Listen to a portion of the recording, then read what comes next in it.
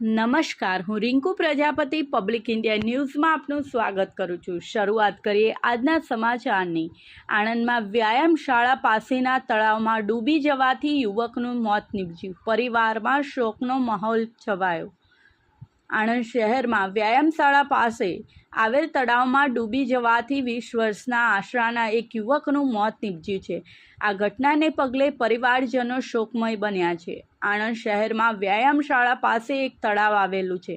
પાણીથી છલોછલ એવા આ તળાવમાં આજરોજ બપોરના સમયે કૃણાલ વિજયભાઈ વાદી રહેઠાણ આણંદ નામનો યુવક ડૂબ્યો હતો, જેને પગલે તળાવ કિનારે મોટી સંખ્યામાં લોકો એકઠા થઈ ગયા હતા અને આ અંગેની જાણ આણંદ ફાયર બ્રિગેડને કરી હતી। ફાયર ઓફિસર ધર્મેશ ગૌરની સૂચનાથી ફાયર બ્રિગેડની ટીમ તરત જ સ્થળ પર પહોંચી હતી અને તળાવના પાણીમાંથી કૃણાલ વાદીને બહાર કાઢ્યો હતો।